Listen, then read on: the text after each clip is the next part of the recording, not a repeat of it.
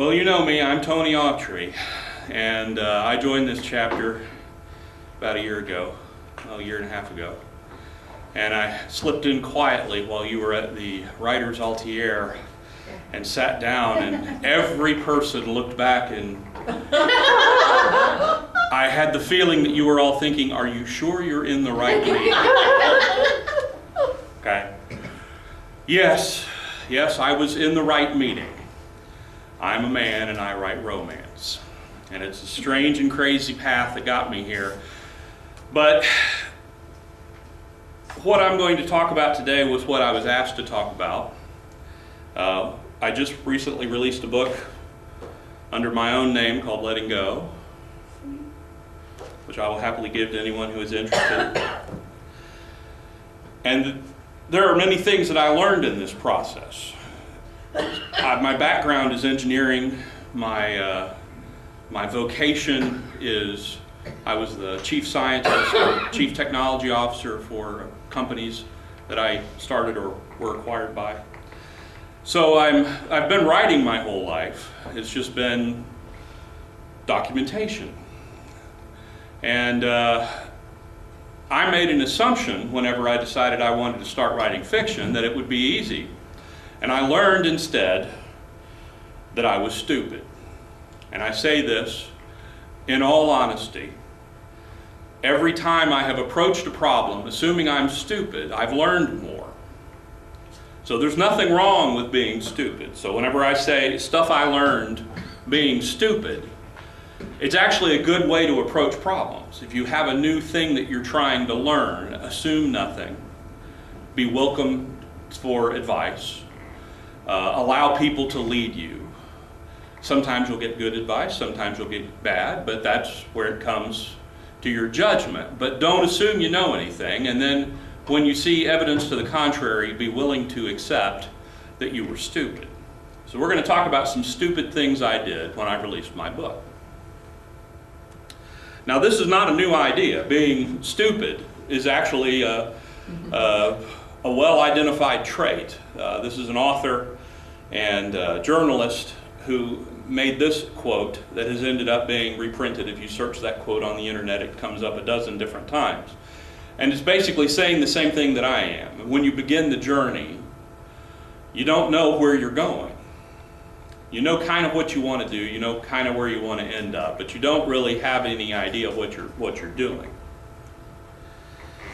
Now this looks impressive, I think.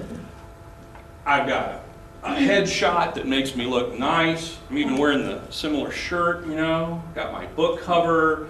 I released a book. I've moved about 6,400 ebooks and 100,000 or so Kindle estimated normalized pages, for those of you who keep track of that.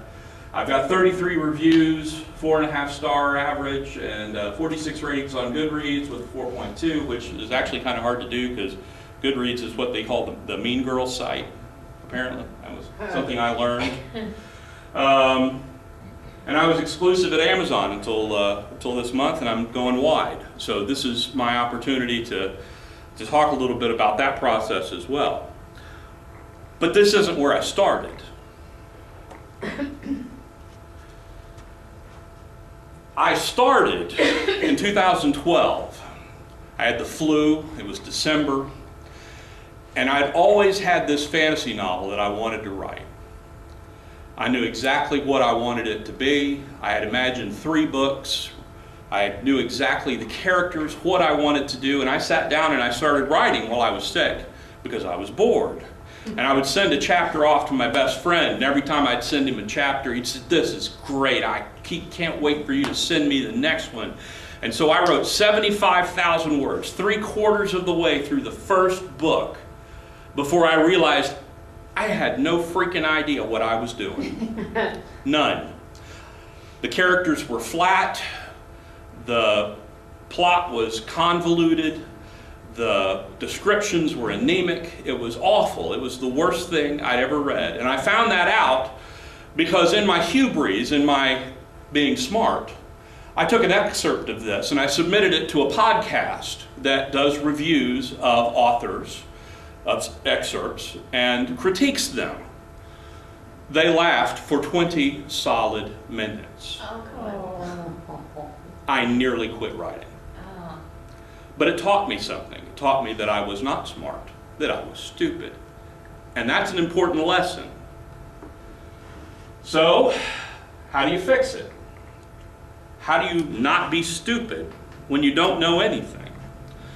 Well, I learned that there was a difference between writing, which is putting words together, and storytelling, which has an entire set of craft associated with it that is just as deep and just as technical as anything else that I've ever done in my life.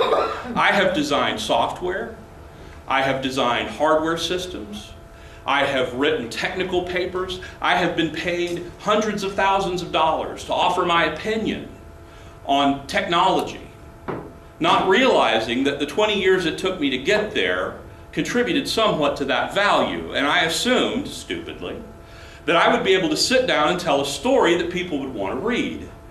And that was not the case. So how do you practice? Well, you could go to a class, you could go sign up for a Master of Fine Arts classes, you could go to workshops that are offered by successful authors, but you see, I'm not that kind of guy. I learn on my own. I look for ways of teaching myself because I find that if I stub my toe hard enough, it will get through to me that I am actually stupid and I can learn to do something better. So, how do you get somebody to critique your work? And this got into a really hard problem for me. I had this fantasy novel that I couldn't pay anybody to read. It was awful. So I needed to find where there were readers, where I could get feedback, where I could find editors. And I wasn't willing to spend a lot of money at this point because I just wanted to learn. So I found a little corner of the internet. You guys probably know about Wattpad, which is, little serial story sites. And well, back in 2012, they didn't have a whole lot of these things. So I found a little corner of the internet that shall remain nameless, and I began posting practice. So if you wanted to write an argument, how do you do that? How do you describe people fighting verbally? How do you describe physical interaction, fist fights, making love? How do you do tension in a scene and sustain that and increase that and resolve that? How do you do these things in stories? How do you figure this out? Well, what I did was that I would post little stories and vignettes, and if I got interaction from people, I assumed I was doing something right. And if they were ignored, then I learned that I was doing something wrong. And the more people that I got reading my stuff, the more I realized, hey, this is helpful. Can you tell me, did you believe that fight? Did it come off realistic? Was that emotional interchange between those two people something that gripped you, or did it make you roll your eyes? And I interacted with, I can't call them fans, but the horde of people that were on these sites, and I taught myself, slowly but surely, how to tell a story. Still learning, still don't know everything, but it's a heck of a lot better than it was in 2012 when I started. This is my deep, dark secret. I am not just Anthony Autry, author. I have 4 other pseudonyms that I write under. I have 11 novels. I have short stories, I have vignettes. I have made enough money to pay for a lot of my car. All of this secretly. Having to explain to my wife why Amazon was sending me money was a very interesting discussion in my marriage. As it turns out, my wife is my biggest fan. So even when I'm writing under other pseudonyms, these were all practice for letting go. This was how I got to the point that I could get a book that I was willing to put out with my own name on it. And I did it by using other people's names.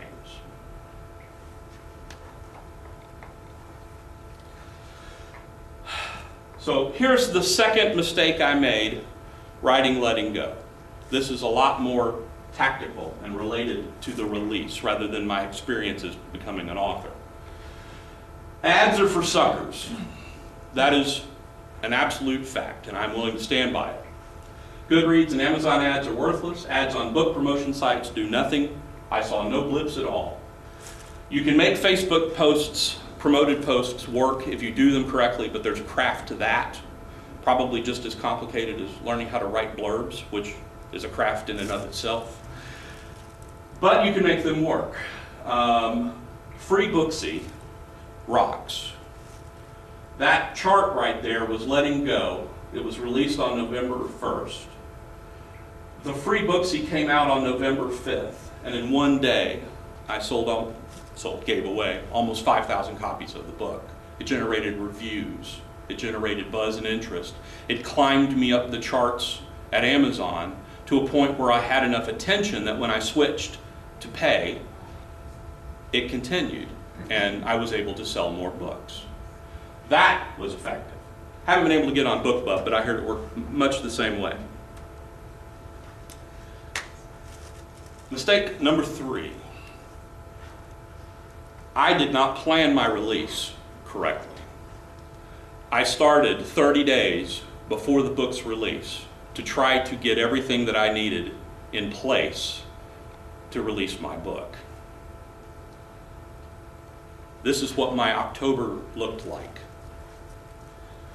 I was still finishing the audiobook at the beginning of October. I was trying to find bloggers and reviewers a mere 20 plus days from release. Guess how successful that was. Local bookstores, all kinds of things. I figured out that I didn't give myself the 90 days I really needed to do a proper book release. And that's 90 days with the book finished. That's 90 days with the audiobook done. That's 90 days with every aspect of the book ready to go, and then still wait 90 days. Because that's how long it takes for you to plug into the promotion system. If you want to have buzz, if you want to have day one reviews, you have to be prepared, and I was not. I was stupid, and I have learned. This is promotional ideas that worked. These were very effective for me. Prior to the book's release, I released what I called glimpses. Now, I was trying to figure out how to promote the book. Throwing money at promotion does not work, okay? Like I said, ads, and in a 30-day window, I didn't have the time that I needed to do the promotion that I needed. But what I did have was the ability to write. So I wrote 2 scenes from before the book began, giving you a glimpse of the 2 main characters and their situations. In particular, there were 2 things that I mentioned in the story. In the case of Molly, it was the fact that her ex-husband failed to show up for their child's birthday party at the water park. So guess what her glimpse is? Did Dad call yet? Will asked. The hope in his eyes made Molly want to kill her ex-husband. That's her glimpse, and you see her right there. You get a picture of who that heroine is going to be in the story. Has 6 months prior to the beginning of the book. For Alex, it's the decision to move from one place to another, to take his kids out of danger and to try to find a place where they can live safely and together. And it's the kids looking at the plans for the house they're going to build in the country, which is on the first page of the book, the house they moved into. So all of these things allowed me to kind of generate an interest in the story without giving anything away about the plot. But I used it as an opportunity to sign up for my mailing list and get a free glimpse of Alex and Molly as they begin. And this proved to be very, very effective. Where did you put those? I started off with a mailing list on MailerLite. I promoted the fact that I had these glimpses available on Facebook and used promoted posts with some trailer material that we're going to talk about now. And it increased my initial mailing list before the book was released. All of this, and again, if I had 90 days to do it, I would have done this way in advance. I would have done multiple rounds of this to generate the interest and the buzz that I needed to be able to do the release. So again, throwing money at the problem isn't the answer, but I did have a few resources. I had a finished audiobook, and I'm fairly creative, and I'm really technical. So I said, well, I'm going to do one of these book trailers. Everybody talks about how cool a book trailer is. Well, I did a book trailer, my very first one, and the book trailer got a review. Not the book trailer. This trailer isn't as visually engaging as some, but it stands above your average slideshow trailer. Its strongest asset is the small excerpt, read over images. We're presented with a compelling vignette that hints at murder or some other foul play, letting imagination run wild. The trailer for Letting Go exhibits how good storytelling can be the star if you don't have fancy footage or an animation budget. Focus on a particularly juicy prose and a good soundtrack can get the job done and evoke the mood you're going for. After all, it's the story you want the readers to buy. So let us see this little thing that I put together. The buzzing cell phone in the pocket of his jeans made his stomach clench. He pulled it out and stared at the unknown caller on the display for a moment before accepting the call. Hello? We're still watching you. Alex remained silent as the familiar fear gnawed in his guts. You think we don't know you're moving? No, I just don't care, Alex lied. You can't escape justice that easy. You don't deserve to live after what you did to her.